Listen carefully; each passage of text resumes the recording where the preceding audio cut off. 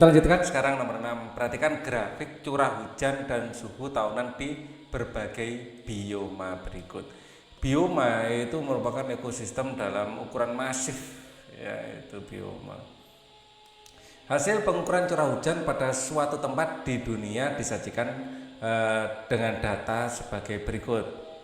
Nah, kita lihat Januari, Februari curah hujannya dalam milimeter. Ini ada tahunnya. Kemudian berdasarkan grafik bioma tersebut adalah, nah ini hutan apa ini? Nah kita harus punya catatan yang termasuk kategori 4 musim hutan hujan gugur.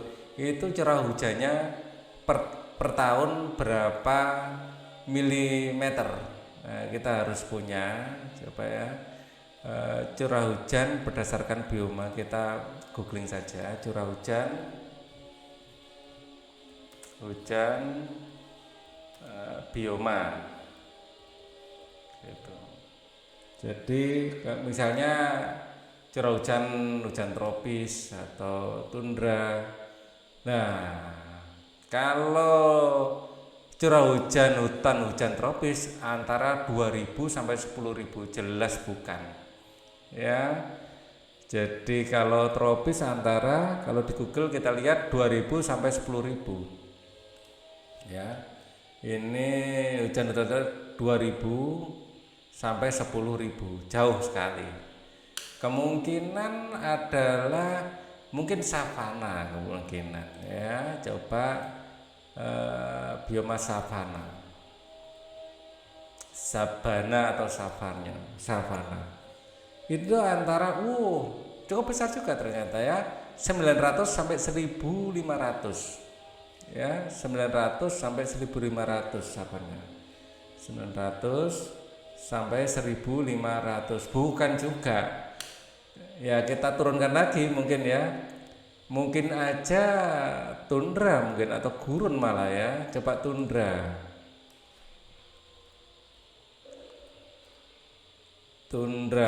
atau kutub, 15 hingga 25 terlalu kecil ya.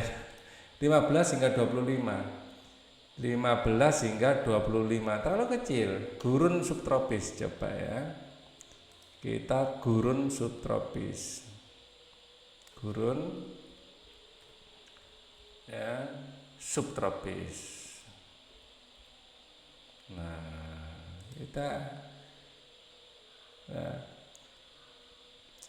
kurang dari 250 ya.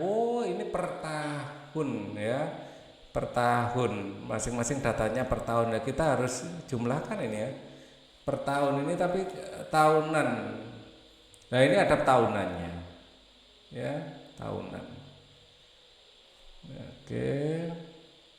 Hutan gurun pada padang pasir adalah satu daerah menerima hujan yang sedikit kurang dari 250 ml ya.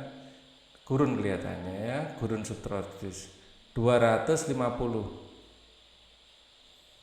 ya. Jadi kalau dilihat di sini antara ada yang 100, 200, 300, 400 ya. Ada kadang 200 ya. Kemungkinan besar gurun. Coba hutan 4 musim ya. Kita belum cek satu hutan 4 musim. Hutan 4 musim, hutan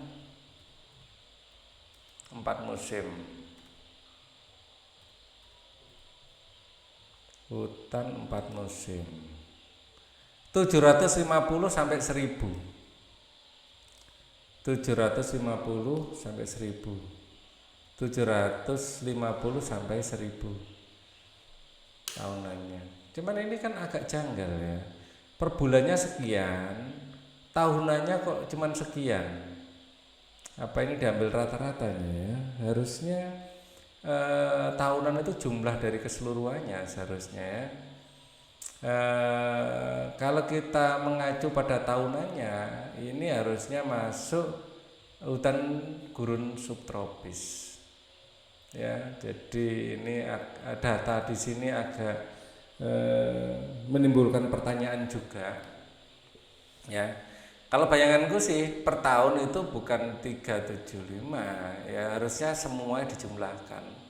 Misalnya ini semua dijumlahkan 234 ini ya, sekitar ya 500 lah anggap aja ini. Ada yang 700, ada 200, ini kalau dijumlah semua kita rata-rata eh, ini mungkin rata-rata ya, rata-rata per bulannya ini mungkin tahunan, rata-rata per bulannya ini kalau kita kalikan 12 misalnya ya, 357 kali 12 4.000 4.000. Nah, kalau ini adalah apa ya, dijumlahkan sebenarnya masuk pada hutan hujan tropis. Kalau dijumlahkan, cuman data tahunannya kok seperti ini. Kelihatannya data tahunannya ini diambil rata-ratanya kelihatannya. Ya, padahal data kalau dari sini ya per tahun, bukan rata-rata per bulannya, per tahun. Jadi ini ada data yang apa ya, cukup menyulitkan juga ya.